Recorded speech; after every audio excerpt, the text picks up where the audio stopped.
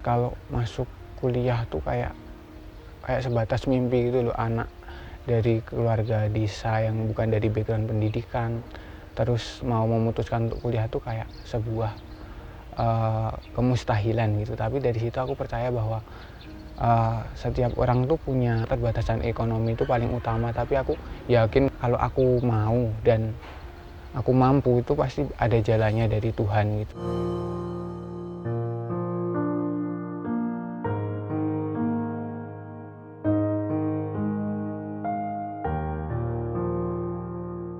Perkenalkan, nama aku Yuva Mulyana, biasa dipanggil Yuva. Terus umur aku 18 tahun, asal dari Karanganyar, Jawa Tengah. Dan sekarang aku masih menempuh pendidikan di Departemen Pembangunan Sosial dan Kesejahteraan Visipol UGM semester 3. Jadi sebenarnya masuk UGM itu juga salah satu mimpi terbesarku. Jadi waktu itu pas SD itu kayak ada mahasiswa KKN dari UGM. Mereka tuh berasal dari, ada yang dari Papua, ada yang dari Sumatera Barat. Aku pengen masuk UGM deh, kayaknya asik deh. Teman-temannya dari seluruh Indonesia, kita bisa belajar budaya dan lain-lain. Mimpi lainnya tuh pengen ngebahagiain orang tua, itu jelas banget. Soalnya aku sadar orang tuaku tuh bukan dari kalangan berada, jadi mereka tuh dari kecil emang udah ditanamkan rasa kerja keras tuh. Jadi aku pengen ngewujudin itu buat mereka dengan cara meraih mimpi-mimpiku yang lain. Aku tuh orangnya pertama tuh introvert, tapi dari sifat itu tuh aku pengen ngerubah, dan aku putusin waktu SMA itu masuk ke IPS. Dia, aku pengen keluar dari zona nyaman, dari keintrovertan itu.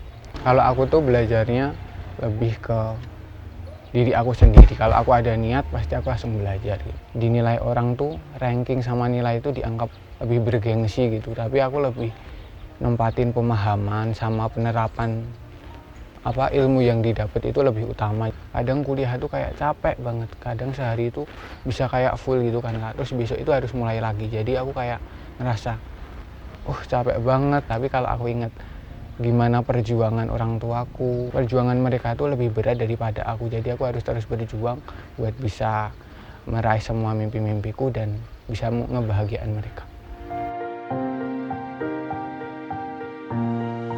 Pas pandemi ini kan kuliahnya harus daring, kesulitan terutama tentang sinyal.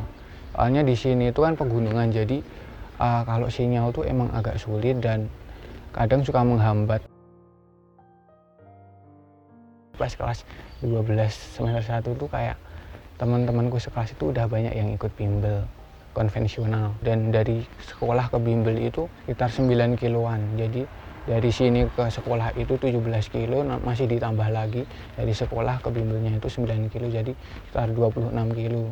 Akhirnya mikir lagi, aku pengen ikut bimbel tapi bimbel yang murah tapi nggak jauh, itu gimana ya. Aku pakai aplikasi Ruang Guru itu sejak kelas 12 semester 1. Ruang Guru itu sangat membantu, soalnya dari harganya juga kalau dibanding bimbel-bimbel konvensional sangat-sangat jauh. Terus animasinya juga jelas. Aku tuh karena termasuk orang yang sistem belajarnya tuh audiovisual, jadi harus ada gambar sama suara. Jadi nggak gampang bosan sama nggak gampang ngantuk. Fitur yang paling membantu itu menurutku ruang belajar sama rangkuman. Kalau ruang belajar kan yang ada animasinya tadi, jadi bisa lebih ngerti tentang apa yang masih aku bingung gitu.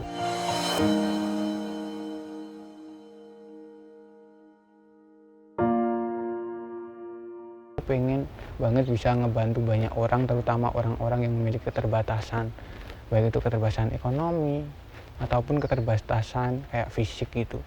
Makanya waktu di tahun 2020 ini kemarin aku juga daftar UKM peduli difabel, soalnya mereka yang kayak difabel, kaum difabel yang punya disabilitas itu juga memiliki kesempatan yang sama buat bisa maju, buat bisa berkembang dan hidup layak seperti masyarakat umumnya. Kalau dari ibu tuh kata-kata yang paling aku ingat tuh, kalau kamu dihina, kamu itu jangan down, tapi kamu itu harus ngebuktiin kalau kamu itu nggak seperti yang orang katakan. Jadi kamu tampar perkataan mereka itu dengan prestasi dan pembuktian. Terbatasan mungkin dari jarak sekolahnya jauh, terus transportasinya mungkin sulit, terus ada kendala ekonomi juga. Aku mau nyemangatin kalian. Kalian harus tetap semangat, jangan menyerah.